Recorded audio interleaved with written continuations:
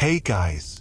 Tonight, we step into a world not carved by architects or poets, but by bone. A place where the blueprint was blood, and the scaffolding, screams.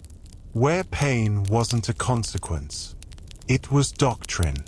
Where rituals weren't performances, they were punishments dressed in incense and ceremony.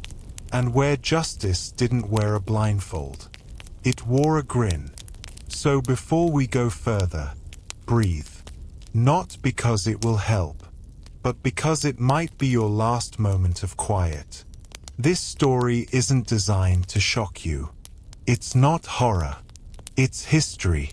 And history, when you peel off the gold leaf, tends to bleed. So if you find strange comfort in truths that echo through smoke, fire, and silence, subscribe, leave a comment, or just let me know where you're listening from tonight. There's something eerily soothing about knowing someone else is listening from across the darkness. Just as haunted, just as curious. Now, turn down the lights. Not just to sleep, but to see. Because some places only reveal themselves in shadow. Let's walk, barefoot, over obsidian streets that remember every sin, every betrayal, every price that was ever paid in blood.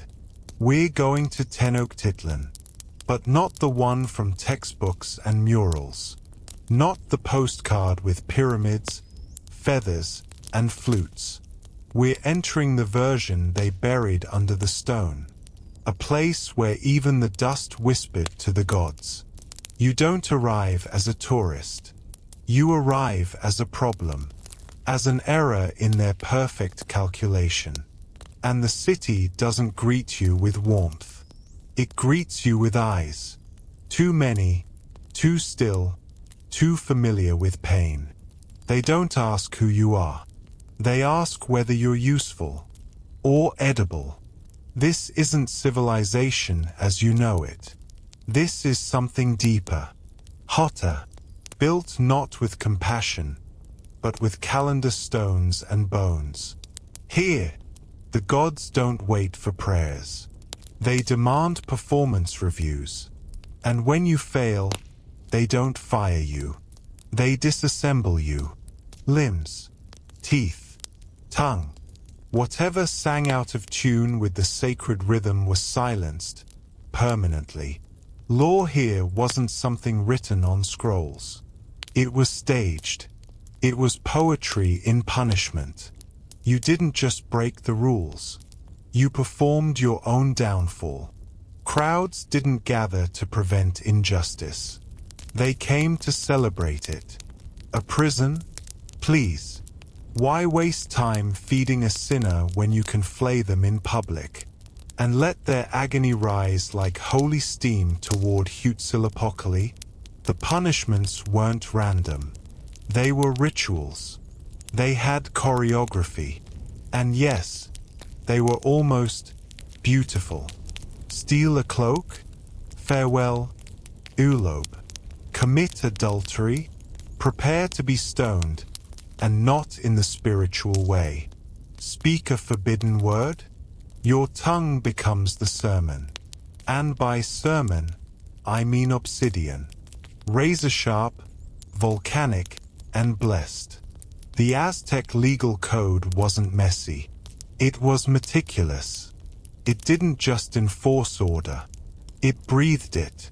Nobles, farmers, warriors, priests, all had rules. And the gods? They watched. Not from afar. From the pupil of every statue. From the shimmer in every drop of blood spilled. And you were going to break the rules. Not because you're wicked, but because you're hungry. And hunger doesn't know how to read. That's what makes punishment inevitable. Because survival here isn't a virtue. It's a gamble. And when you gamble with gods, your pain becomes part of the payment plan. But here's the cruel joke. Punishment was never just about you. It was about balance. About keeping the universe upright with bones. Your suffering didn't just end your story. It kept theirs going. So walk lightly, outsider. Because every misstep isn't just clumsiness. It's an offering. You didn't come to steal. You came to exist. Quietly, carefully, between the cracks of an empire where even silence had a scent. And even the air answered to someone. But hunger? Hunger doesn't kneel. It doesn't light candles. It creeps up your ribs, climbs your throat, and reminds you that staying alive is holier than obeying. And that's when you saw it.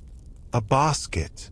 Small, unattended, tucked in the shadow of a shrine, like a whispered secret. Inside, maize, golden kernels gleaming like tiny teeth, glowing in the dark like treasure or temptation. No guards, no eyes, just you, and a need louder than fear. Your fingers didn't ask permission. They moved, not out of greed, not even out of hope, but from that ancient twitch passed down from ancestors with empty stomachs and sharp instincts. And then, footsteps. Not fast, not frantic, just inevitable. In Tenochtitlan, stealing maize isn't just theft. It's profanity. The law you broke was older than the alphabet used to explain it. No one shouted. No one struck you.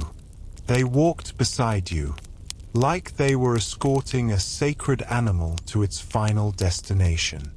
Not out of fury, out of rhythm, because justice didn't come from rage. It came from alignment, and you were out of tune. The maze sits beside you now, on a stone platform, not as evidence, as witness. It receives more reverence than your trembling frame ever will. Then, he appears. A man in crimson. A robe so clean, it looks like it's never known sweat. His hands? Too clean. Like they've never touched sin. Only removed it. And still, no one speaks. Because here, the punishment speaks for itself. He doesn't speak. He sings. Not a melody for comfort, but a cadence meant to lull the gods. His voice isn't loud. It's measured, precise, like someone reciting a recipe for ruin.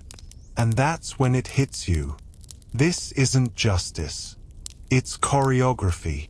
You're not being punished. You're being prepared. You are not a criminal. You are an ingredient. A component in a sacred formula where blood replaces ink and skin becomes parchment. They strip your upper garments. Not to expose you, but to clear the canvas. Your back is washed. Not with care, but with calculation. Water mixed with ash. Cool to the touch but hot with implication. Then comes the anointing. A thick oil scented with herbs and control. The priest approaches, his hand steady, his blade gleaming. He dips it into obsidian ink, a black so deep it seems to drink the sunlight, and begins the writing. Each cut is shallow, but deliberate. A character in a language older than conquest, older than kings. Each line is a phrase, each drop of blood, a syllable. Your pain is a sentence. Your back becomes scripture. It doesn't drip. It flows into a carved bowl of volcanic stone, nestled atop a slab warmed by the sun and polished by centuries of offerings. The earth drinks your shame. The gods watch, and they nod. Not with joy, but with satisfaction. Children gather.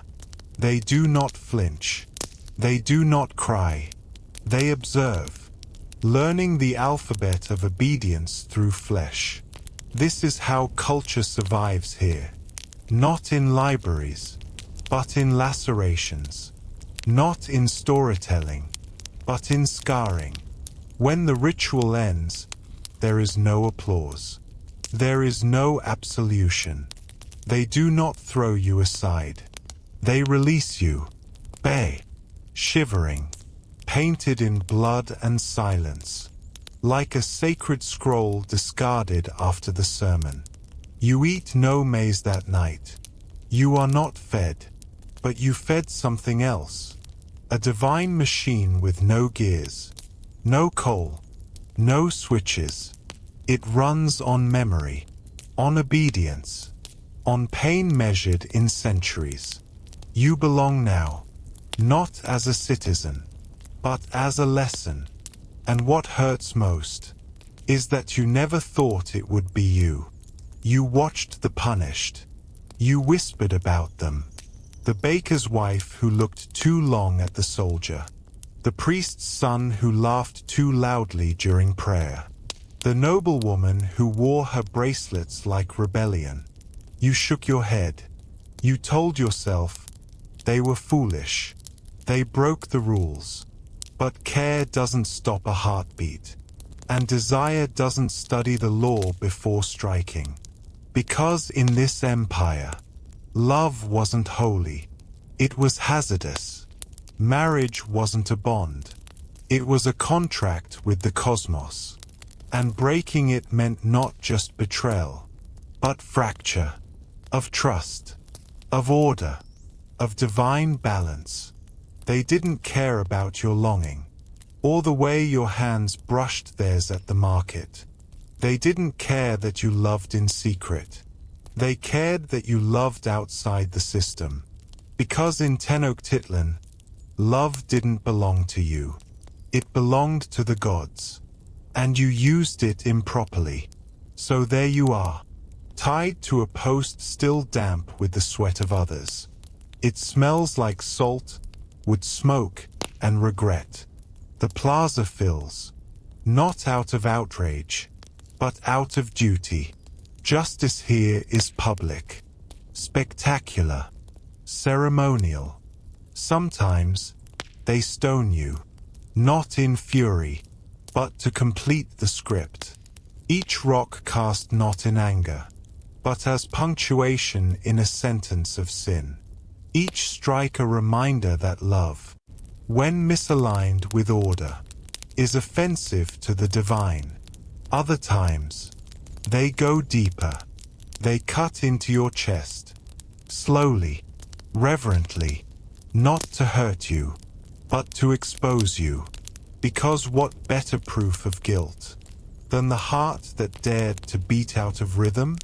The priests don't rush. They don't wear armor. They wear calm.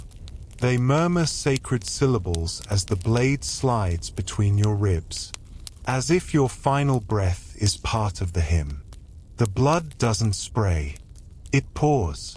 Thick, warm, certain. Gravity doesn't fight it. It assists. And the crowd? They don't gasp. They witness. Some with reverence. Some with fear. Some with relief that it's not them. Sometimes, if the affair was too scandalous, if it crossed lines carved by class or blood, they bring your lover too, not to die with you, but to die after. Because in this empire, even revenge had choreography. And when it ends, when your ribs are open like the gate to a forbidden temple, and your heart has been lifted skyward, you finally have a use again. You are offered, not forgiven. You are sung, not remembered. Your name? Forgotten. But your punishment? It becomes him. Because here, love outside the law isn't tragic. It's illegal. And the price for that kind of fire is always paid in flesh. They say shame is invisible, that it haunts silently, like a ghost too proud to knock. But not here. Not in Tenochtitlan. Here, shame has color. It has shape. It has teeth. You can walk through the market and know exactly who's broken something. Not because they told you, but because their punishment clings to their skin. Like smoke that won't wash off. Because not every sin bleeds. Some sins stain. And the Aztecs? They were artists of humiliation. They didn't need chains. They had hair. Identity. Public gaze sharpened over centuries. Start with the hair. It wasn't just hair. It was identity, woven with meaning. Only warriors, priests, nobles wore their hair a certain way. So when you were found guilty of deceit, cowardice, disobedience, they didn't lock you up. They shaved you, not all at once.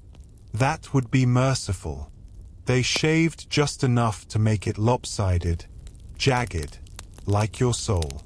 One side high, one side hanging. A human half-truth, walking down the street, unable to hide. And the children pointed, because humiliation wasn't private. It was pedagogy. Then came the teeth. Oh, the teeth. If you lied, not just in words, but in commerce, in ceremony, in oaths. They didn't ask you to recant. They broke your mouth. A molar for dishonor. A front tooth for fraud. Gaps weren't gaps. They were confessions. You weren't silenced. You were made to speak without words. A living billboard of disgrace. And your smile? Gone.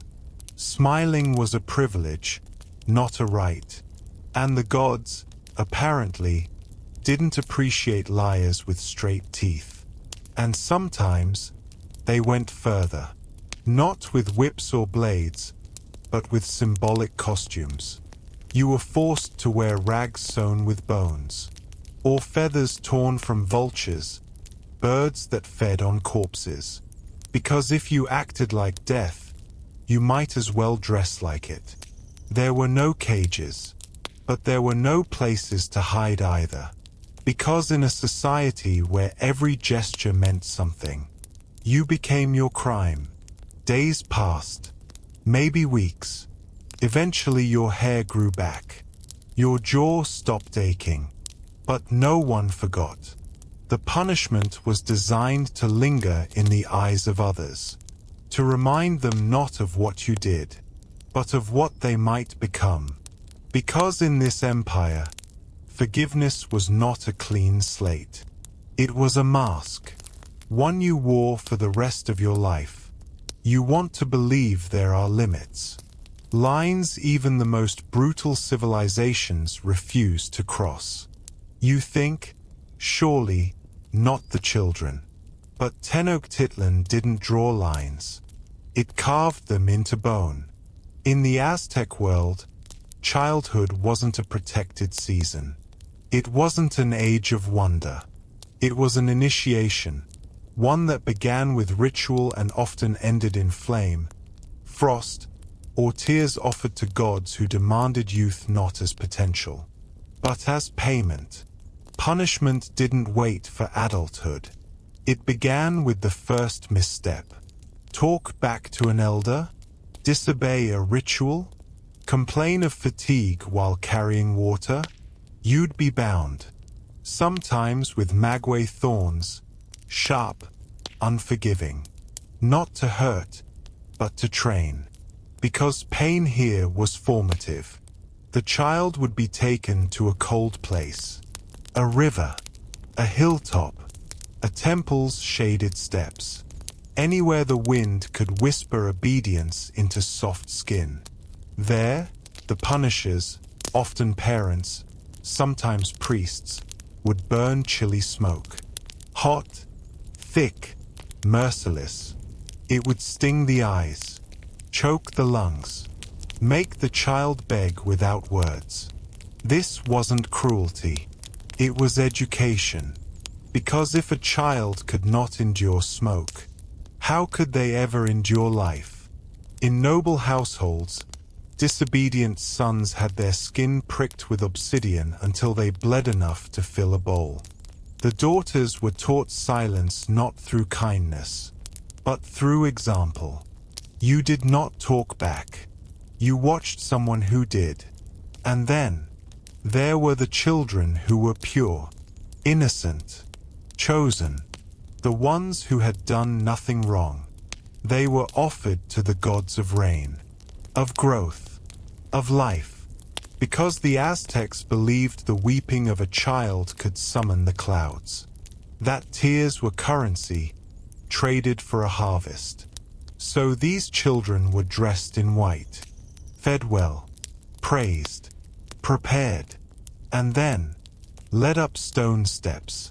Their deaths were ceremonial, their tears sacred irrigation. And when the knife came, it was not with hatred, but with hymns.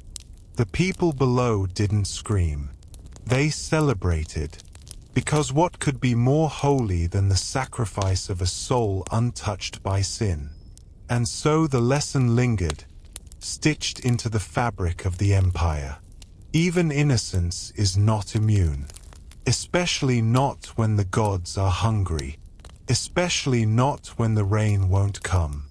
They say words are wind, that they disappear once spoken. But not here. In Tenochtitlan, words were dangerous instruments, sacred or sacrilegious, depending on the direction of your breath. To speak was to summon, to curse was to corrupt, and to lie, that wasn't just betrayal, that was blasphemy, because the Aztecs believed that the tongue wasn't yours. It was on loan, a sacred tool gifted by the gods, designed to echo truth, not personal ambition. So when you lied, to the priest, to your kin, to the state, you didn't just break trust. You violated the architecture of the world. They caught you not in act, but in intention. You said what you shouldn't have said, or you failed to say what the gods were waiting for. And in this empire, silence could be just as guilty as speech. There were no courts, no clever defenses, only rituals, only hands that had performed this punishment many, many times before. You were bound, kneeling, mouth open, not by force, but by command. They believed lies came from the soul, but entered the world through the tongue. So the tongue became the target. They used obsidian, not because it was sharp, but because it was sacred. Stone born of fire, black as judgment, shining like memory. The blade didn't hesitate. It sliced. And in that one motion, they didn't just cut flesh. They severed the possibility of corruption. You didn't scream. Couldn't. The pain stole your breath. But the crowd stole your dignity. And then came the salt, rubbed directly onto the wound. Not for infection, not for mercy, but for permanence. Because every time you opened your mouth again, you would remember the price of twisting the truth. For the rest of your life, your words slurred, your speech broken, your opinions clipped at the root. People asked you questions and you shook your head, not because you didn't know the answer, but because you no longer had the right to speak it. And in time, they stopped asking. Because in a world ruled by sacred order, a person without a tongue was no longer a citizen, just a warning. And so you walked the markets and the temples, a whisper with feet, a sin in human form, proof that in Tenochtitlan, even thoughts could bleed. Stealing is always a sin, but stealing while wearing gold? That's not just a crime, That's a mockery of the gods. In the Aztec world, nobility came with woven fabrics, jade necklaces, and expectations sharp as obsidian. You were not only privileged, you were watched. Every gesture became a mirror, every misstep a betrayal. And so, when a noble stole, it wasn't about property. It was about insulting the architecture of hierarchy itself. You didn't need to be caught with blood on your hands. Only a misplaced necklace, a bribe whispered under temple arches, a stolen parcel of land. And suddenly, you weren't nobility. You were a parasite in silk. They didn't hide it. Your punishment was public by design. Because the greater your status, the greater the shame. The plaza was swept. Drums beat low, like thunder preparing the sky for judgment. And the people came, not just to watch, but to remember. You were stripped. Not entirely, just enough to make the message bleed through your garments. Your jewelry was torn off, piece by piece, as if each one was a lie made visible. Your headdress, once a symbol of grace, now a relic of audacity. Then they painted your skin, not with beauty, but with symbols of disgrace. Black spirals across your chest, red streaks over your eyes, as if your very body had become a canvas for confession. And then came the walk. No cart, no cage, just bare feet on hot stone, circling the plaza like a sacrifice still breathing. People jeered, but not all of them. Some stared silently, because they wore gold too. And fear makes better teachers than pity. You weren't whipped. You weren't executed. Not yet. Because this wasn't about pain. This was about undoing your identity. You were made to bow to those beneath you. Servants you once ignored now watched you crawl. Your voice, once used to command, now forced to ask for forgiveness. With rehearsed humility. If your theft was minor, you lived. But the stains never washed off. You'd be marked for life, not by scars, but by memory. If the crime was great, land seized, tribute diverted, sacrilege disguised as entitlement. Then the blade came, not fast, but deliberate. They would remove not just your head, but your legacy. They'd burn your name from scrolls, melt your jewelry into coins, and assign your children to labor. Because in this empire, nobility wasn't a birthright. It was a performance. And once the mask cracked, the gods demanded an encore, in blood. Sometimes a single body isn't enough to explain a mistake. Sometimes, punishment needs symmetry, balance, a mirror. And in the Aztec world, when a crime had two hearts behind it, the punishment came with two blades. They called it justice. But it felt more like a ritual for the gods who detested isolation. After all, no sin blooms alone. It takes whispers, glances, shared guilt passed like fire between dry hands. And when both hands are guilty, both must burn. You and your accomplice aren't lovers. Maybe you're brothers. Maybe friends. Maybe two strangers who saw opportunity blink at the same time. It doesn't matter now. You're tied together. Not metaphorically. Literally. Wrists bound with agave fiber, back to back. So close your breathing confuses your ribs. They don't separate you, because the crime wasn't committed alone. And so the punishment won't be suffered alone. They parade you through the market. People throw dust. Not stones. Not yet. Because this isn't about pain. It's about recognition. You become a creature with 2 heads, 4 legs, and 1 shared future. A beast born of greed, or betrayal, or lust, or hunger.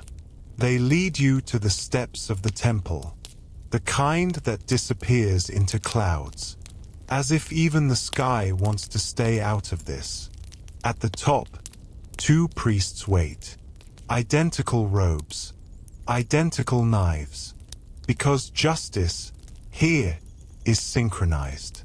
The drums start, slow at first, then faster, like 2 hearts racing toward a finish line they didn't choose. The crowd below doesn't cheer. They chant, because this isn't an execution. It's a lesson. You're laid side by side on cold stone, not facing each other. That privilege is denied. You'll die with the memory of their breath, but not their eyes. The blades rise, 2 shadows on a sunlit altar, and then, in perfect time, they fall. 2 hearts lifted skyward, 2 bodies emptied, 2 names never spoken again. Because in this world, a sin split in half doesn't lessen. It multiplies. And the gods? They demand interest. You think silence is safe. That if you keep your mouth closed, your tears buried, your hands still, no one will notice. But in Tenochtitlan, apathy was a provocation. Because in a world ruled by gods who demanded blood, fire, and devotion, to feel nothing was to offend everything. It didn't matter if you followed the rituals, if your feet walked the processions, if your hands offered maize and incense, if your eyes stayed dry when the children wept, when the drums called out, when the obsidian blade rose. That was the problem. You watched, but you didn't shudder. You obeyed, but you didn't tremble. You bowed, but your soul stayed seated. And in a society where emotion was currency, your calm was counterfeit. So they watched you, not once, but over time, through ceremonies, sacrifices, seasons. And when the priests grew certain, when the council agreed, they came for you, not as a heretic, but as a hollow, a vessel that refused to echo the will of the gods. The punishment wasn't fire. Not immediately. It began with shame. You were stripped of color, your tunic replaced by ash-gray rags, a reminder that your spirit was dim. They shaved your head, but left a strip of hair in the shape of a tear, trailing from your temple to your jaw, as if trying to etch emotion into your skin. Then, they placed you in the square, not bound, not silenced, but forced to stand. And every child was ordered to throw maize at your feet, not out of hatred, but pity, because you had everything, and still refused to feel. If the gods were merciful, you were left like this for days.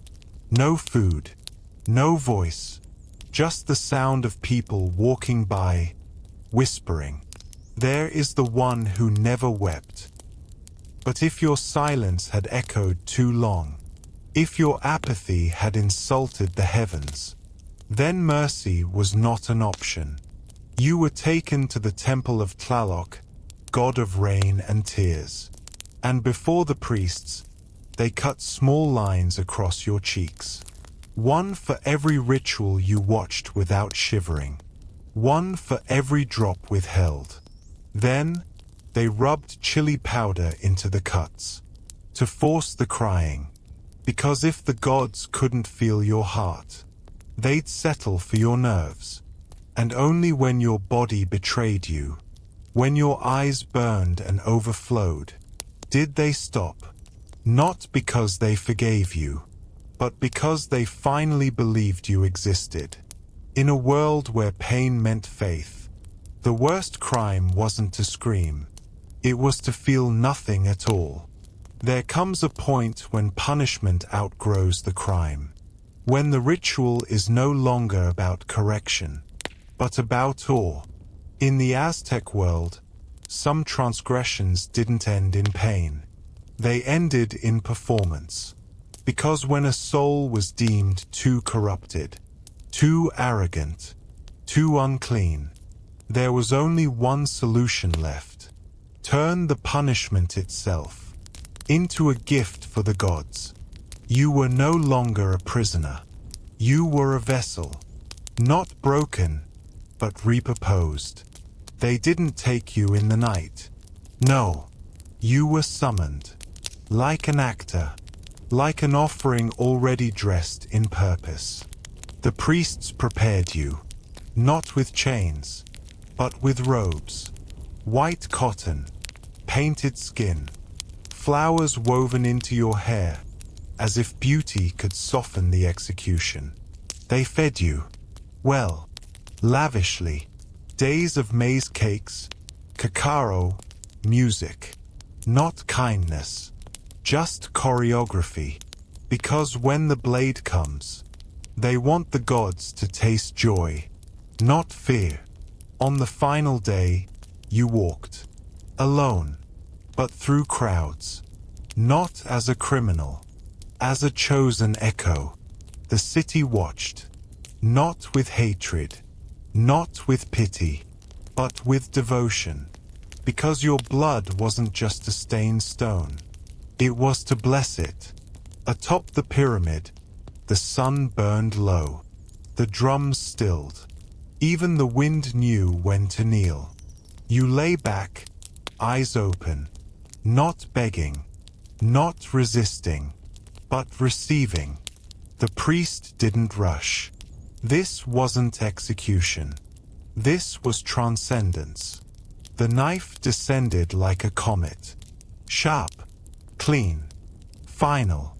And when your heart rose from your chest, cradled in God fingers, the people below didn't scream.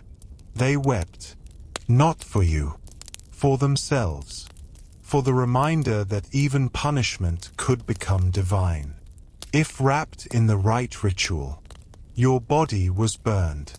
Your ashes mixed with incense. Scattered over fields, rivers, temples. Because in the end, you weren't erased. You were offered. And that was the highest punishment of all. You leave the temple behind. Not because it's done with you, but because you've been bled dry. The screams have faded. The smoke has cleared. But your soul still smells like obsidian. And as you walk, slowly, barefoot, you hear it. Not drums, not chants, but something older. Leaves brushing against stone. Roots curling over forgotten prayers. A silence so thick it tastes like memory. You blink, and the jungle opens her mouth. Not to devour you, but to whisper a secret carved in vines and broken walls.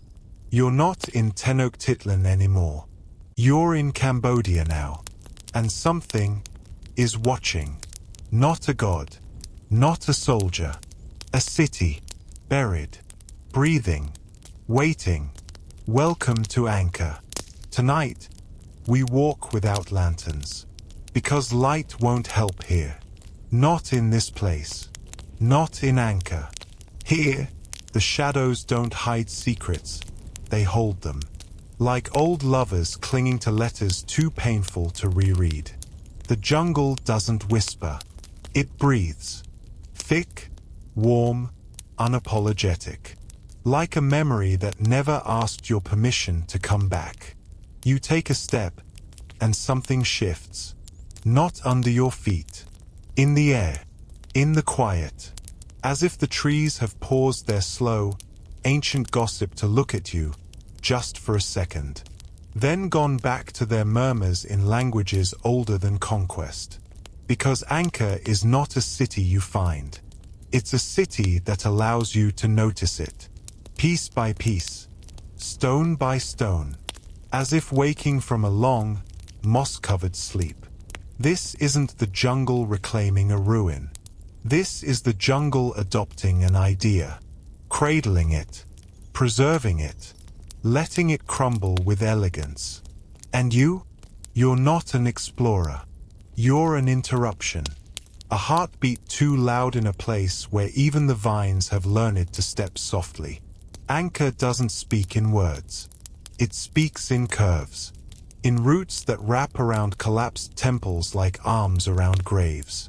In corridors so narrow, your breath forgets how to move forward. You run your hand along the stone, and it's warm, not from the sun, but from something deeper. A memory, maybe, or just the quiet heat of time refusing to forget. You pass a statue, or what's left of one. Its face has been worn smooth by centuries of weather, touch, maybe prayer. But its eyes are still there, carved into the suggestion of a gaze that never looked away. There's a tree here, massive. Its roots cascade over a temple wall like a waterfall made of wood. You think, surely, this is destruction. But it's not. It's a handshake. A slow negotiation between stone and bark, neither one willing to yield fully, but both too old to fight forever. Some cities collapse under war. Others drown in politics or ambition. But Anchor was unraveled by silence. Not the silence of peace. The silence of abandonment. Of a million footsteps going quiet one by one. Until all that was left was wind and the occasional cry of something with feathers and teeth. Once, this place was the heart of an empire. One of the largest cities in the world. It had roads, canals, laws, hierarchies. Temples so grand they seemed carved from sunrise itself. And then, it vanished. Not in a blaze. Not with screams. But with a long, aching exhale. You stand in a corridor where monks once passed in saffron robes. And the air still smells faintly of incense and rain. You hear water, distant, as if the city still remembers its own lifeblood. Because Anchor was born from water, fed by it, measured by it, obeyed it. And when the water shifted, when the rain stopped listening, or came too much, too fast, the balance broke, the people left, the jungle moved in, and the city didn't protest. It just let itself be forgotten, but not erased. Because here's the thing about Anchor. It never begged to be remembered. It just waited, quietly, patiently, wrapped in green. And now, centuries later, you walk through its bones, and the city watches. Not like a ghost, not like a god, but like a mother, tired, cracked, covered in vines, still hoping you'll understand the story she once told through stone. You touch a wall and feel warmth, not from the sun, from memory, because the silence here isn't empty. It's full of footsteps long gone, of chants that echoed off walls now buried in root, of laughter and firelight and deals made in the shadow of temples. It's full of children who learned to read by candlelight, of rice traded by moon phase, of kings who believed themselves divine and farmers who just hoped it wouldn't flood again. And all of that, every syllable, still hums beneath the moss. You think the jungle devoured Anchor. But maybe, just maybe, Anchor let it in. Because some cities die with resistance. Anchor died with grace. And now, it dreams. In root and stone. In doorways no longer opened. In towers that point not toward heaven, but toward memory. So walk slowly. Not because you'll wake something, but because you already have. Anchor doesn't vanish. It lingers, softly, deliberately.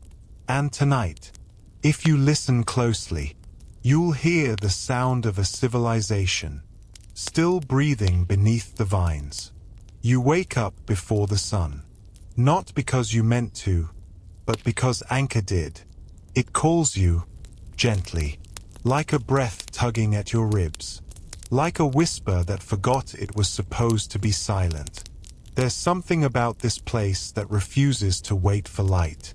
It wants to be seen in shadow, in silhouettes, in the soft hour before reality sharpens. So you walk, barefoot, because shoes feel too loud, too modern, too sure of themselves. And this city, this temple made of memory and prayer, has no patience for arrogance. Ahead, you see it, not all at once, but piece by piece.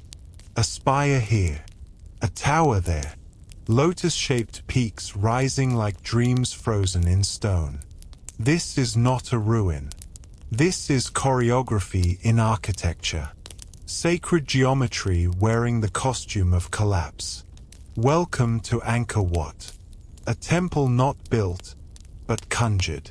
As if the gods gave blueprints to men only once, and this was the result. A city temple. A mandala you can walk through. You approach the moat first. Because of course there's a moat. This isn't a fortress. It's a reflection. The water mirrors the towers perfectly, unless the wind breathes too hard. And then the gods ripple. You cross the causeway slowly, because something in you knows this isn't a bridge. It's a boundary, between now and then, between skin and spirit, between the world that forgets and the one that remembers. Inside, the carvings begin immediately, wall after wall after wall. Stories etched in stone like scripture, not read, but absorbed.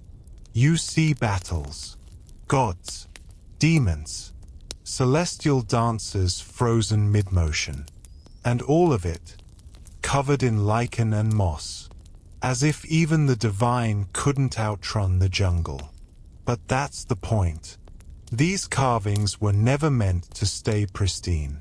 They were meant to change, to be kissed by humidity, to be softened by time, to be touched, literally, by the fingertips of pilgrims and invaders and children and weather. Because in Khmer belief, stone wasn't dead. It lived. It remembered. It watched. Every block you pass isn't just architecture. It's a thought, placed with precision, aligned with stars, sun, solstices, equinoxes. This is a machine of meaning. A calendar you can walk through.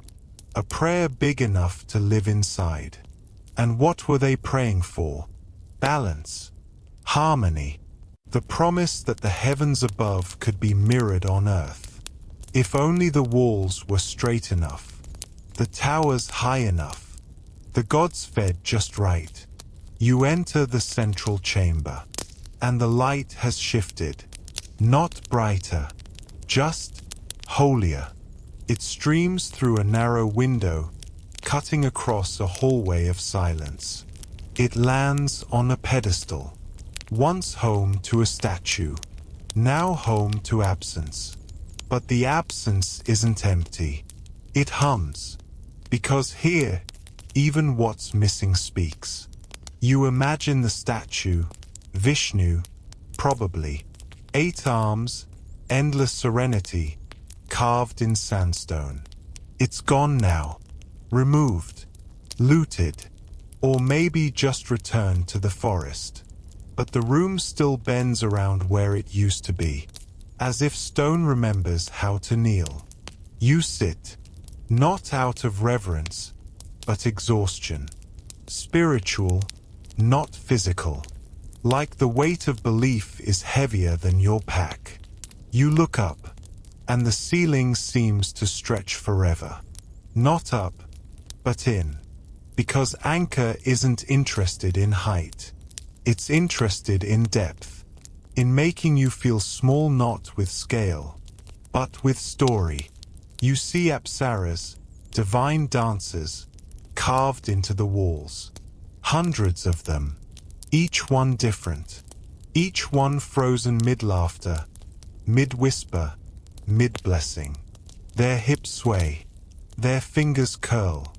Their faces know something you don't. They're not idols. They're instructions.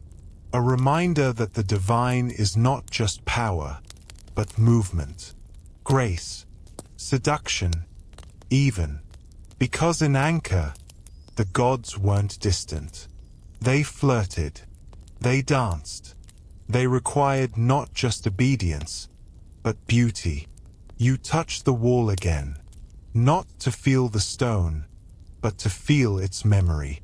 And it's there, a hum beneath your palm, like touching the ribs of a sleeping lion. Because Anchor what isn't just a temple. It's a heart. And every carving is a beat. Every corridor, a vein. And somewhere beneath your feet, maybe, the city still pulses. The jungle hasn't killed it. The tourists haven't ruined it. The centuries haven't erased it. Because how do you erase a prayer? Especially one written in stone? You exit the chamber, back into the sunlight, and everything feels louder now. Birds, breeze, your own heartbeat. But the silence of the temple lingers, clinging to your skin like dust, like oil, like something you can't wash off. You look back at the towers, and they don't wave goodbye. They don't need to, because Anchor what doesn't care if you remember it. It only cares if you felt it. And you did. Deeply, uncomfortably, sacredly. Not like a tourist, not like a historian, but like someone who briefly stepped into a world where stone could sing. Water built this empire. Not swords, not iron, not divine birthrights etched in scrolls, but water, flowing, obedient, sacred. And now it's quiet. But if you press your ear to the ground, if you lie flat, skin against stone, you can still hear it. Not the rush of rivers, not the babble of brooks, but something older, deeper, the memory of movement. Because Anchor wasn't carved to withstand siege. It was carved to seduce the monsoon. The Khmer didn't just worship rain. They orchestrated it. They built barriers, massive, artificial reservoirs that looked like lakes but acted like lungs. They sculpted canals that didn't just irrigate fields. They whispered to the gods. They raised embankments, dug moats, designed entire cities around the ebb and flow of the seasons. Anchor didn't fear floods. It expected them, welcomed them, counted on them. Each drop had a purpose. Each pond, a promise. And for a while, the sky listened. Monsoons came on time. The fields bloomed. The temples gleamed. The people flourished. This was no empire of coincidence. This was an empire of balance, of cosmic alignment, where gods didn't just live in temples, they lived in rainfall patterns. And yet, water has moods, and over time, it stopped cooperating. Maybe it was El Nino. Maybe it was a shift in the sun's temper. Maybe the gods simply got bored. But the rain came too hard. Then not at all. Then in strange, unpredictable rhythms. Like a drummer forgetting the beat. And the empire panicked. Because you don't just fix a broken sky. So they doubled down. Built more canals. expanded reservoirs, dug deeper, wider, faster. But water is a trickster. The more you chase it, the more it hides. Barriers dried, crops wilted, mosquitoes bred, disease followed, and suddenly the great empire of Anka, the one that worshipped water with temples taller than trees, was choking on its own thirst. But it wasn't sudden. It never is. Empires don't collapse like towers. They crumble like soil in drought. Slowly, silently, until one day there's no harvest, no festival, no children running barefoot through flooded rice paddies. Just echoes, and statues that seem to tilt slightly forward, like they're listening for footsteps that stopped centuries ago. The irony? Anka's engineers were brilliant. Modern hydrologists study their systems with awe. Their precision, their scale, their foresight. But foresight doesn't guarantee foreskin. And brilliance doesn't protect against climate. Sometimes, nature just changes the rules and doesn't send a memo. What do you do when your gods stop responding? You sacrifice. You build higher. You pray harder. You blame someone. Maybe the neighbors. Maybe the monarch. Maybe the woman down the road who looks too long at the clouds. Because when water fails, reason evaporates too. Some say Anka fell to war, to Siamese invasions, to political rot. And maybe it did. But war doesn't matter when your rice dies in the field. When the reservoirs are cracked. When your god lakes turn to mud. No army is scarier than a season that doesn't arrive. So the people left. Not all at once. A trickle. Like the water that once fed them. First the farmers. Then the traders. Then the monks. Until even the kings looked out from their palace windows and realized they ruled over ghosts. What remains? Stone. Always stone. The canals are still there. Dry, cracked, filled with leaves. The reservoirs, now breeding grounds for lotus and nostalgia. The moats, shallow mirrors reflecting trees, not temples.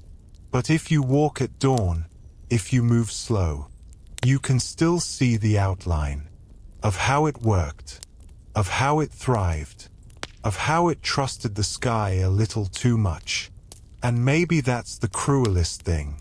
Anka didn't die from greed, or tyranny, or conquest.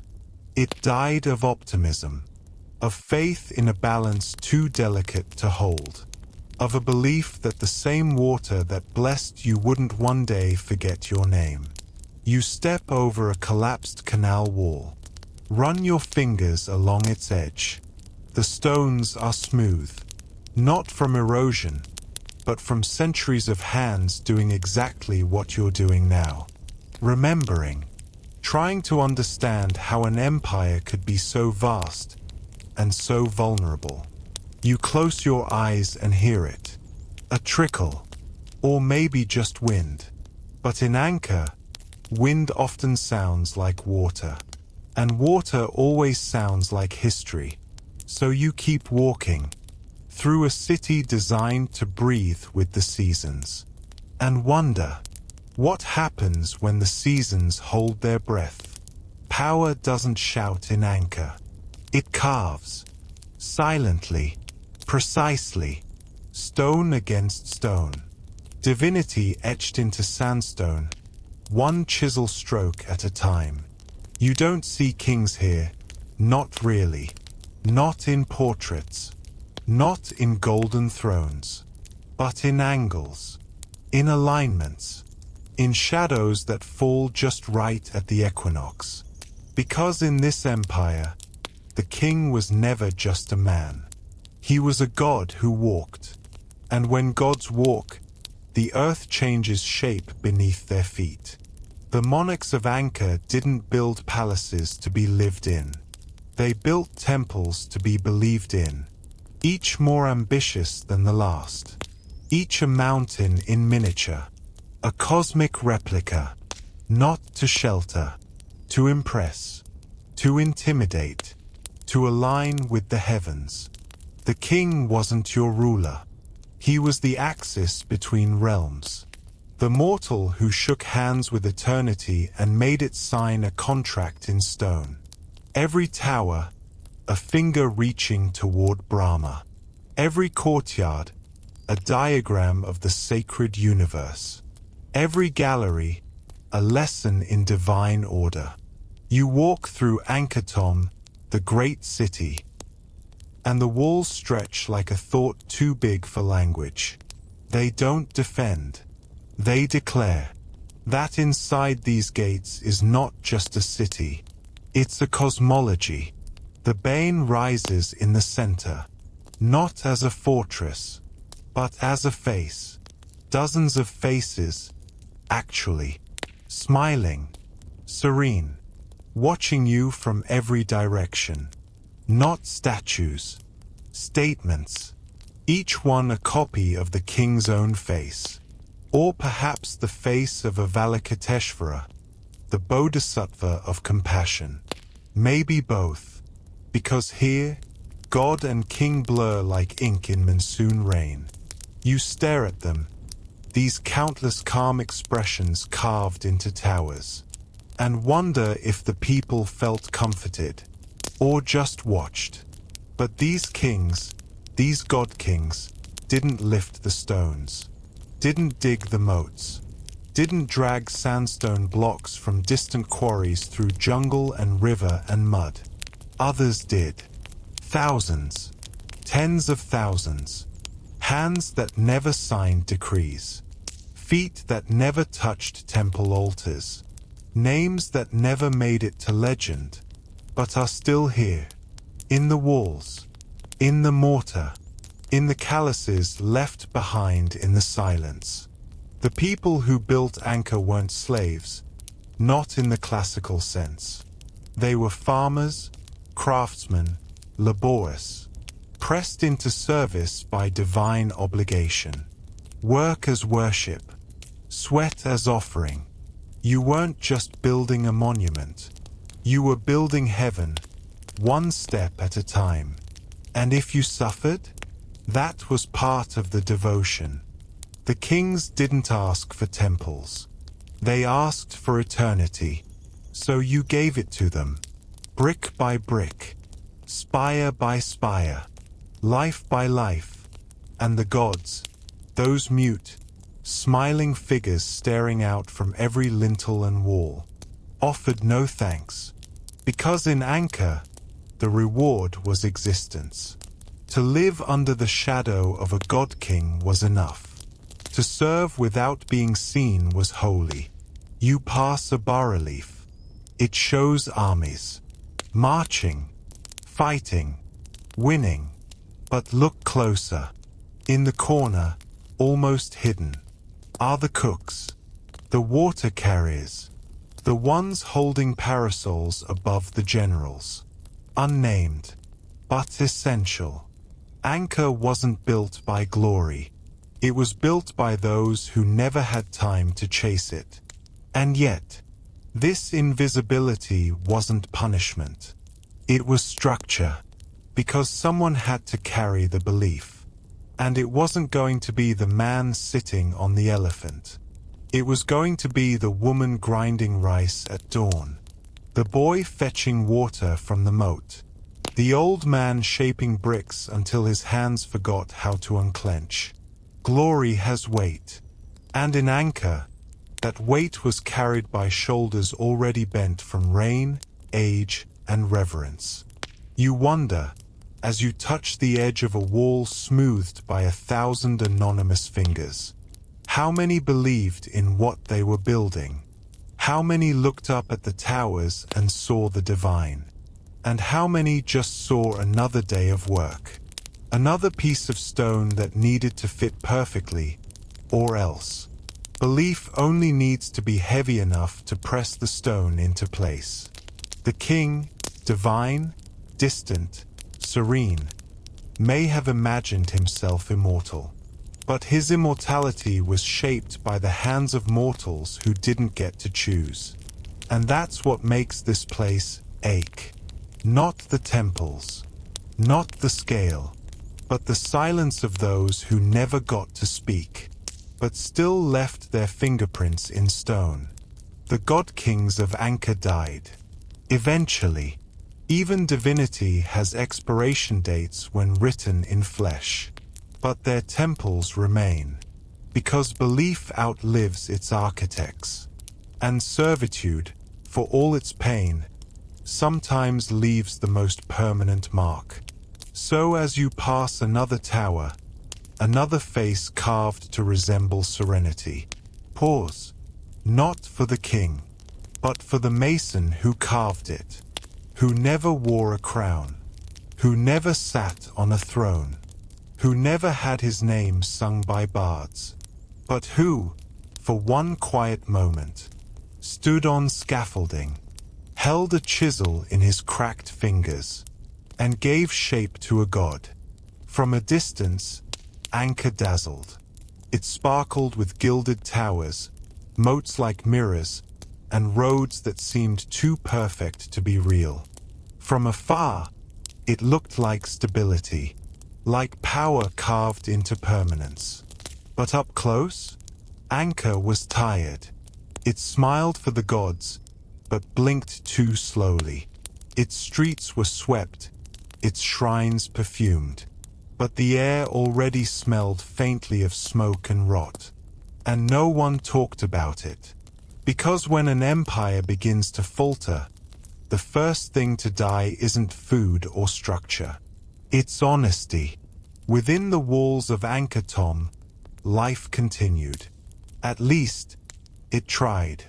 Merchants shouted at passers-by. Spices changed hands. Children chased each other through the outer corridors of temples.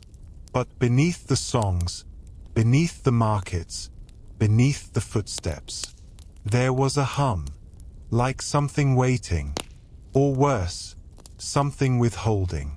You walk through a side alley, nothing grand, just stone and shadow and a broken pot left in the dust. And that's where the city feels most alive. Not in the altars, not in the towers, but in the corners, where servants whispered, where offerings were swept aside, where truth puddled like monsoon runoff. There was wealth here, enormous wealth, silks imported from distant kingdoms, jewels plucked from mountain veins, perfumes that clung to the elite like second skin. The palace complex shimmered at sunset, but inside, the kitchens ran low on rice, the gardens withered, and priests recited mantras with trembling hands. Because abundance, like stone, can crack from the inside out.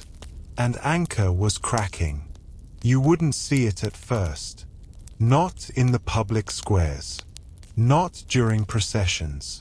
The rituals continued, because rituals always continue.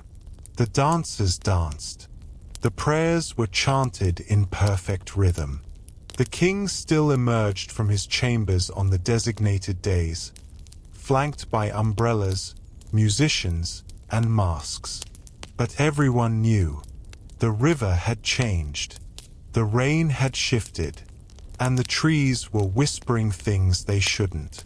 Inside homes, the ones without carvings, without guards, people spoke softer. Mothers stared longer at the horizon. Fathers sharpened tools not out of need, but out of fear. Still, they showed up to temple. Still bowed. Still gave. Because if you act like everything's fine, maybe it will be. The city was full of walls. To keep things out. To keep things in. And mostly, to keep appearances intact. You pass a courtyard. A family is gathered around a small fire. Their meal is simple. Rice, fermented fish paste, a few herbs from the side of the road. No one speaks. They eat with focus, not reverence. The youngest child stares at the wall behind her, at the crack running through the stone. She reaches out and touches it.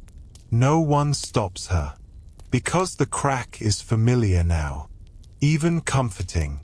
It reminds them that something underneath is shifting. That maybe, just maybe, the gods have started looking elsewhere. But they don't say it aloud, because walls have ears. And in Anchor, silence was survival. Luxury lived beside rot, gold beside mildew. Processions passed streets that hadn't been repaired in seasons. But no one paused the music. Not because they didn't notice, but because pausing would mean admitting it was real. So the ceremonies grew grander, the dances longer, the perfumes heavier. Cover it, mask it, burn incense until the mold smells like jasmine. You see a woman stepping over a collapsed step. She doesn't flinch, just lifts her robe a little higher. Because adaptation is older than denial. Anchor didn't fall in a moment. It drifted, from pride to habit, from devotion to display, from balance to inertia. And life inside the walls, once vibrant, once spiritual, became performance. Even the monks noticed. Their chants echoed louder, not because the acoustics improved, but because fewer voices joined. Some were gone. Some were quiet. Some had begun praying to the sky instead. And yet, the city kept moving. Because that's what cities do. They endure their own undoing with grace. They collapse in motion. And the ones inside? They pretend not to notice. Until one day, a gate doesn't open. A drum doesn't sound. A tower falls and no one has the strength to rebuild it. And the city, at last, stops pretending. But not today. Today, Anchor still breathes. Still sings. Even if the song is just a hum. Even if the breath is shallow. Even if every luxury is a little too polished. And every smile a little too rehearsed. Because decay wears many faces. And sometimes, it wears gold.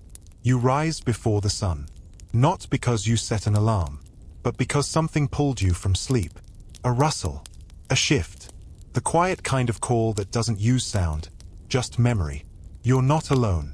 Pilgrims, tourists, monks, shadows, all drawn here, to this moment, to this temple, to anchor what, before it wakes. The sky is not yet pink. It's bruised, a deep indigo clinging to the last threads of night. As if reluctant to let go, you stand at the edge of the moat. Still water, still air. The towers rise in the distance, black against the horizon, perfectly reflected, as if the temple is floating, hovering between worlds. For a moment, no one speaks. No one breathes too loudly, because this is the sacred hush. The collective inhale before the sky exhales fire. And then, light. Not fast. Not dramatic. A slow bloom. Like someone striking a match in the belly of the sky. Orange. Then gold. Then pale, forgiving blue. And suddenly, the temple isn't black anymore. It's glowing. Its spires catch the sun like old prayers catching flame. Its walls shimmer, not with gold leaf, but with time. You see carvings emerge from shadow, faces that weren't there a moment ago, stories unscrolling across stone like divine braille. This is not architecture, it's choreography, because Anchor what wasn't built to be seen in daylight. It was built for this exact slant of light, for this precise alignment of shadow and shape. At sunrise, the temple becomes a ritual, not one you perform, one you witness. You walk slowly across the causeway, the same path kings once walked, the same path offerings once traveled. You step where barefoot priests once carried bowls filled with fire, where dancers passed with jasmine in their hair, where silence held hands with devotion. Now it's your turn. You enter the temple, and the light follows. Through arches, through columns, spilling across flagstones like liquid purpose. Inside, it's cooler, hushed, but not empty, because Angkor Wat isn't just a building. It's a memory that remembers you. The walls breathe, the bas-reliefs shimmer, the air tastes like smoke, stone, and something you can't name. Their hands still curve mid-blessing, as if waiting for music that never stopped. But now they look different. Not because they've changed, but because the light has. Their faces soften. Their gestures seem to move. As if, for a moment, they've remembered the music. You climb the steep inner staircase. Each step a confession. At the top, the sun floods in. You're high above the ground now. Above the city. Above the roots and ruins and regrets. And below you, Angkor spreads wide. Not like a ruin. Like a revelation. The towers cast long shadows. The jungle exhales. Birds burst into the sky like punctuation. And you stand still. Because this moment isn't about understanding. It's about surrender. To time. To silence. To a beauty so exact it feels like forgiveness. You remember the ones who built this. You recall the kings who called themselves gods. And you wonder, how does something sacred fall silent? Of the dry canals. Of the prayers that went unanswered. Of the slow, dignified silence that replaced the chants. And still, this temple stands. Not because of preservation, but because it was never just a building. It was a promise. That something holy could be built. That something so rooted in the earth could still reach the sky. That something as fragile as a sunrise could live forever in stone. And now, it does. You sit at the edge of the upper gallery. The world slowly turns gold. And for a moment, just a breath, you believe in everything again. Not summoned by gods, but by something gentler. The light, the silence, the ache of beauty asking to be seen. And maybe, that's the final ritual. Not prayer, not sacrifice, but bearing witness to beauty that doesn't need to prove itself. Because Angkor Wat at sunrise isn't a show. It's a farewell. A soft, glowing reminder that even in collapse, even in ruin, some things remain divine. And this is the last stone prayer. A temple still praying, long after its believers have gone home. Some empires fall with noise. They burn. They scream. They leave behind smoke, blood, and names etched in the steel of memory.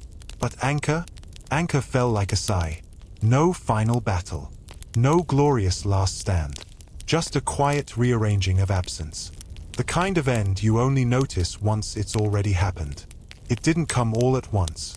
First came the rain, or the lack of it. Then came too much of it. Then none again.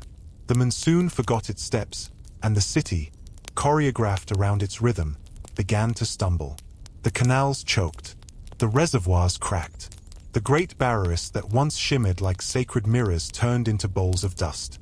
And yet, no one called it collapse. Not yet. Because when a city has been divine for too long, it forgets how to die. The kings still sat on their thrones. The priests still chanted. The temples still glowed at sunrise. But beneath the gold, the rot had taken root. Then came war. Not the kind that kicks down gates. The kind that waits. The Siamese crept closer, slowly, testing the edges. Knowing that an empire unraveling from within doesn't need much help from the outside. There were skirmishes, raids, retaliations, but no one ever really said the word defeat. Instead, they said adjustment, transition, sacrifice. It's easier that way. Easier to pretend the gods still approved. Even as statues were defaced. Even as temples were looted. Even as royalty packed their belongings and quietly disappeared into the countryside. The jungle noticed, but it didn't celebrate. It crept in politely, softly, leaf by leaf, root by root, not to conquer, but to comfort, to cradle what had been left behind. because even nature knows the difference between victory and inheritance. You walk through a corridor now, its roof half gone, its walls stained with centuries of silence. A fig tree grows through what used to be a window. Its branches curl like fingers trying to remember a face. And in the cracks, tiny sprouts, green, soft, relentless. They don't mourn, they replace. Anchor's fall wasn't a collapse. It was a return. To forest, to breath, to something older than belief. But still, the people didn't call it abandonment. They said the capital had moved, shifted, followed the stars, or followed the will of the gods, whichever was easier to swallow. Because how do you grieve a place you were taught would last forever? So they left in pieces, quietly, with their bowls, their prayers, their tired feet. The temples stayed, not by choice, by nature. Stone doesn't move, but it does fade. And Anchor faded, gloriously. Its decline was architectural, symmetrical, beautiful, even in entropy. The corridors didn't crumble. They slouched. The towers didn't fall. They sighed into the canopy. And the gods? They didn't leave. They just stopped answering. You look at the carvings now. Faces rubbed smooth by centuries. Not vandalized. Just touched too many times. Like a memory remembered too often. Until even the details become soft and wrong. That's what happened to Anchor. It was remembered into erasure, romanticized into ruin. And the people? Some stayed, not to worship, to survive, to plant near the temples, to fish in the Barreras, to build huts in the shadow of lost divinity. They didn't call themselves citizens of Anchor anymore. They were villagers, mothers, sons, fishermen who woke each day beneath the gaze of forgotten gods and didn't bow. Not out of rebellion, out of fatigue, because reverence is a heavy garment. And when the gods go silent long enough, you stop dressing up for them. Now the jungle speaks more than the temples do. Leaves whisper in galleries once filled with chants. Rain taps against stone that once held incense and fire. Roots wrap around doorways like vines around time. And the whisper of the trees. That quiet forest song you first noticed when you arrived. It doesn't sound like mourning anymore. It sounds like ownership. Because the city was never abandoned. It was inhaled. And the forest. She wears it now. Like a necklace of broken prayers. Like a crown of still warm stone. Anchor is not gone.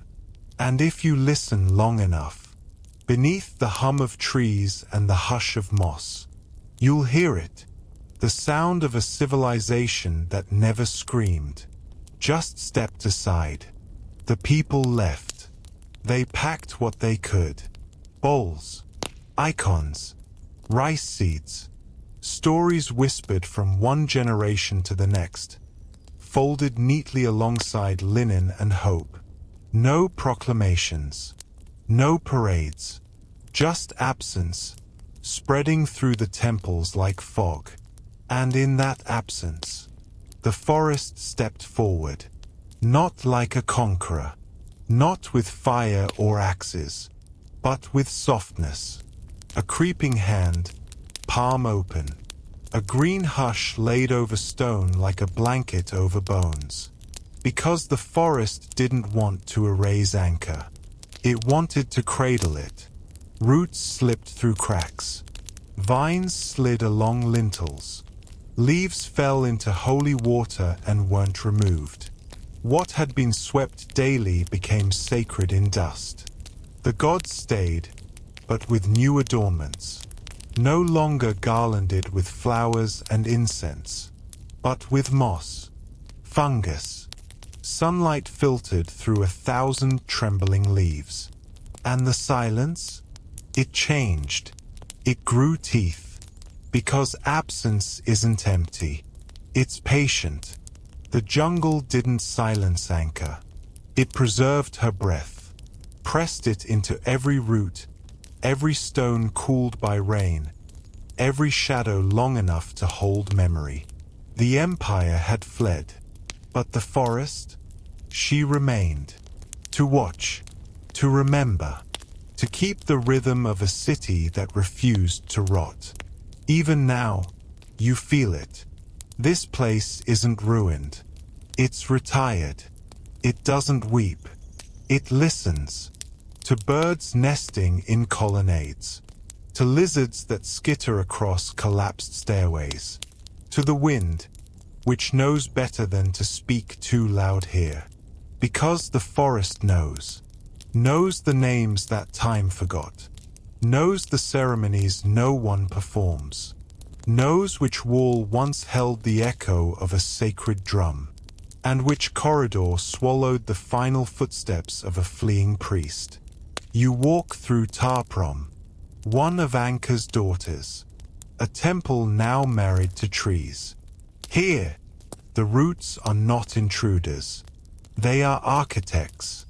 They hold the walls together, even as they pull them apart. Strangler figs pour down from the ceiling like veins. Kapok trees claw their way across roof tiles, not to destroy, but to rest. And somehow, it works. The stone and the wood, the sacred and the wild, locked in an embrace neither seems eager to end. It feels intimate, like stumbling upon a secret too personal to speak aloud. A city and a forest, caught in a conversation that's lasted centuries. One offered grandeur, the other offered time, and together, they wrote something you don't read. You feel. You touch a carving, a face half covered by bark, the eyes worn down but still watching. You wonder, who was she? A goddess? A dancer? A memory carved too deeply to be erased? The forest doesn't answer. She never does. She just lets you feel the stillness and trust that it means something. You pause beneath a tower. Its upper stones collapsed, its base overgrown with ferns. Above, birds nest where incense once burned. Below, roots pierce stone like apologies whispered too late. And through it all, silence. Not dead, not mournful. Alive, breathing, as if Anchor never fell. She just changed languages.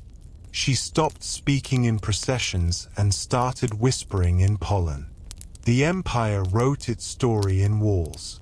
The forest answered in vines. And both, somehow, agreed. Because when the people left, they didn't take everything. They couldn't. They left the bones, the breath, the rhythm, and the jungle, faithful as ever, stayed behind. To hold the ruins like relics. To wrap the silence like silk. To wait for someone, anyone, to ask what happened here. And when they did, the forest never said a word. She just showed them. A stone, split but standing.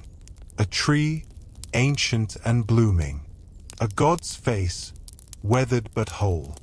And you, standing there, a visitor not to a ruin, but to a memory that refuses to die.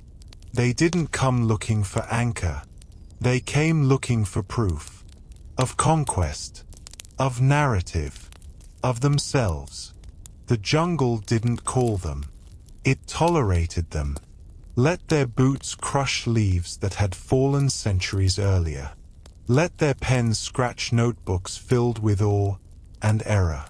They called it a lost city, as if the people who still prayed here had misplaced it. as if the forest hadn't been caring for it like an elder for a sleeping child. As if a city stops existing the moment Europe forgets its name. The French were the first to put it on paper. Henri Mouhot, explorer, romantic, intruder with a classical education, arrived with a notebook and wonder. He looked at the towers of Angkor Wat and wrote with reverence. Compared it to Greece, to Rome, to the Gothic cathedrals of his homeland, not realizing that in doing so, he made Angkor legible by reducing it. Because comparison is comfort, and comfort is control. To call something like us is to give yourself permission to own it. So they did. With cameras, with sketches, with fences. They didn't burn it. That would have been honest. They catalogued it, labeled it, fitted it into museum glass and travel guides. And in doing so, they turned sacred memory into academic commodity. They mapped the temples, but didn't ask who still prayed. They cleaned the carvings, but wiped off the fingerprints of those who remembered their names. They called the jungle a thief, as if the forest had stolen what empire abandoned. They called themselves rescuers, but brought nothing back but stories for other white men to marvel at. The Cambodian villagers who still lived nearby, still offered incense, still whispered to statues. They were called locals. Footnotes in someone else's journal. Because colonialism doesn't always wear armor.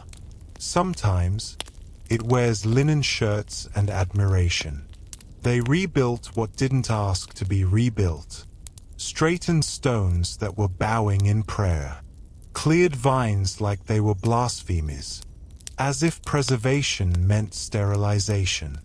As if a ruin is more authentic when it matches someone else's blueprint. And when they published the photos, the travelogues, the dispatches, the scholarly articles, the world gasped. Not at Angkor. At the idea that something so grand could exist outside of Europe. It confused them. How could an uncivilized region birth such geometry, such elegance, such scale? The answer was simple. It always had. But the West didn't come to learn. It came to recognize, to stamp its own approval onto something already whole. And when you do that, when you reduce someone else's sacred to your spectacle, you don't rediscover. You overwrite. They brought pieces back. Stone fragments. Lintels. Heads of gods shipped in crates like souvenirs of reverence. Some were gifts. Most were not. Some remain in museums. Labeled. Lit. Lonely. Detached from their altars. From the trees that grew around them. From the air that once buzzed with cicadas and memory. Now, they rest behind glass. Silent. Not because they're broken, but because they've been misplaced in spirit. And Angkor? She watched. She didn't scream. Didn't shatter. She just swallowed the footsteps. Let the jungle close the gaps again. Let the silence fold over the arrogance like a vine-wrapped stone. Tight, patient, permanent. You walk past a plaque now. French. Neat. Celebratory. It tells you when Angkor was found. As if she had been waiting, hiding, ashamed. But the trees say otherwise. They whisper of centuries without interruption. Of temples never truly empty. Of gods who listened, even when no one else did. Angkor was never lost. She was just uninterested in being seen by people who needed to name her to believe in her. So she waited. Not for explorers. For listeners. And now here you are. Not to conquer, not to rename, but to stand still. And maybe that's all Anchor ever wanted. Not to be found, but to be heard. You expect closure, a final scene, a neat line in the dust that says, "Here, this is where it ended." But Anchor doesn't offer endings, only layers. You walk through what once was a city, and now is something more honest. A memory with no obligation to explain itself. The roots still crawl across the stone, not as invaders, as veins. The towers still stand, some crooked, some cracked, but standing nonetheless. Not from pride, from patience. You pause beneath the lintel. The carving above you is faded, but not gone. It shows a god, one hand raised in blessing, the other reaching downward, as if still trying to hold something the earth has already let go. And maybe that's Anchor's secret. It never tried to stop time, only to shape it. Now, time shapes it back. In moss, in silence, in the slow, slow breath of a temple that no longer pretends to be eternal, but is, anyway. Tourists pass, selfie sticks, guidebooks, children with sun hats and sticky fingers. The walls don't flinch. They've seen worse. They've seen kings claim divinity. They've seen gods carved, worshipped, erased, replaced. A few footsteps? Hardly an offense. And besides, some of them come to listen, to stand still, to look up at the faces carved into stone and ask, "Who are you?" And sometimes, if the wind moves just right, they hear it, not in words, in warmth, the way the sun touches the stone, the way the roots lean but never crush, the way the birds fall silent when you step under a certain arch. That's Anchor. Not history, not ruin, presence, not preserved, but persisting. And maybe that's the lesson. That greatness doesn't always vanish in fire. Sometimes, it simply slows down, fades into the rhythm of trees and insects and sun-dappled silence. You step into the central gallery one last time. Not to pray, not to understand, just to be quiet. A monk passes. His robe is the color of marigold. His eyes are calm. He doesn't look at you. He looks through you. Because to him, you're not a visitor. You're just another part of the story, passing through, like rain. Soft, temporary, needed. Outside, the jungle waits, still humming, still breathing, not to reclaim, to remind that no city is truly gone. If something still listens, if someone still walks slowly, still kneels, still touches the wall like it might remember. And in Anchor, everything remembers. The dust remembers the dances. The corridors remember the chants. The wind remembers the years when no one came. And you'll remember the silence. Not because it was empty, but because it was fuller than any story you were told. And now, it's yours to carry, not as a ruin, not as a monument, but as a breath caught in stone, still exhaling through the vines. And now, the jungle exhales again. The last light fades behind the towers. The vines settle, the stone cools, and whatever stirred beneath your feet goes quiet once more. You've walked through memory tonight, not to solve it, not to explain it, but to feel it, because Anchor was never waiting to be understood, only witnessed, only heard. So close your eyes now. Let the breath of a forgotten empire wrap around you, soft as moss, deep as prayer, slow as time itself. May the silence follow you into sleep, not empty, but full. Full of stories whispered through roots, of temples that still dream, and of questions that don't need answers to be sacred. Sleep well, traveler. And if the vines speak again, you'll know how to listen. Good night.